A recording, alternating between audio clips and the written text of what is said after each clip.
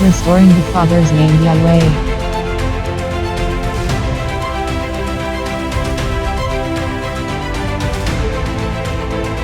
Restoring the Messiah's name Yahshua.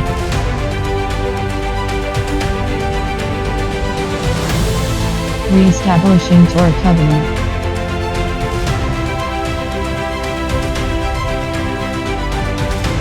Preparing the bride. The revealing of the sons of Elohim.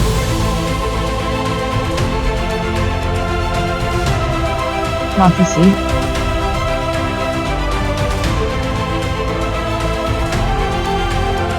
The return of Melchizedek, the royal priesthood. Elijah's school of the prophets. The Way Ministries.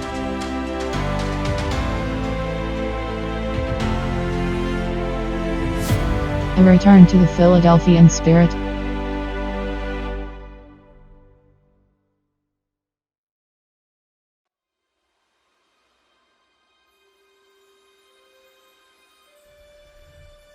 Revelation chapter 16. Then I heard a loud voice from the temple saying to the seven angels, Go, and pour out the bowls, a broad shallow cup of the wrath, by exhibiting fierce passionate breathing for the purpose of slaughter of Yahweh on the earth.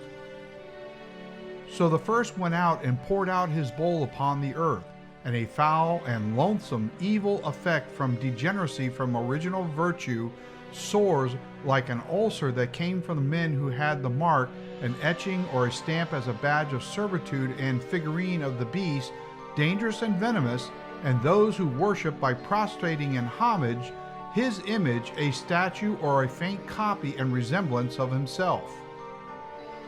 Then the second angel poured out his bowl on the sea that is salted, and it became as blood as of a dead man, and every living creature in the sea died. Then the third angel poured out his bowl on the rivers and springs that gush up as the source of water, and they became blood. And I heard the angel of the waters saying, You are righteous, O Yahweh, the one who is, and who was, and who is to be, because you have judged in a judicial decision for punishment these things. For they have shed the blood of the saints that are sacred, and ceremonially consecrated, and prophets who are inspired poetic foretellers, and you have given them blood to drink, for it is their just due. And I heard another from the altar, a place of sacrifice, saying, Even so, Yahweh Elohim Almighty, all-ruling and universally sovereign Elohim, true and righteous with righteous execution, are your judgments, a tribunal of damnation through divine law of Torah. Then the fourth angel poured out his bowl on the sun from the east, and power was given to him to scorch by burning heat, to glow on men with fire. And men were scorched with great heat, by burning heat to glow on, and they blasphemed to vilify, defame, and revile the name with authority of Yahweh, who is the supreme divinity, who has power over these plagues caused by calamity. And they did not repent to reconsider with a feel of moral compunction, and give him the glory of honor, praise, and worship. Then the fifth angel poured out his bowl, a broad shallow cup, on the throne, a stately seat of power of the beast.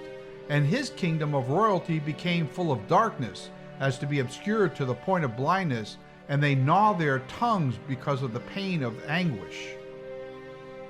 They blasphemed to vilify, defame, and revile the Yahweh of heaven because of their pains of anguish and their sores of ulcers, and did not repent to reconsider with a feeling of moral compunction of their deeds. Then the sixth angel poured out his bowl, a broad shallow cup, on the great and large river Euphrates, which breaks forth into rushing and begins in eastern Turkey. And its waters was dried up through the scorching of burning heat, so that the way and route of the kings of ruling royalty from the east might be prepared by adjusting for readiness. And I saw three unclean, impure, demonic spirits like frogs coming out of the mouth of the front edge of a weapon of the dragon, out of the mouth of the beast, dangerous and venomous, and out of the mouth of the false prophet, a religious impostor. For they are spirits of demons who are devil gods, performing signs, which go out to the kings of ruling royalty of the earth and of the whole world, to gather them to the battle of the great day of Yahweh, the supreme divinity, Almighty, the all-ruling and universally sovereign Elohim. Behold, I am coming as a thief. Blessed, supremely fortunate, and well off is he who watches with waking vigilance and keeps a watch to guard from loss or injury, like a fortress or full military lines of apparatus, his garments that are robes, lest he walk as proof of their ability naked with nudeness, and they see his shame and indecency. And they gather them together to the place called in Hebrew Armageddon.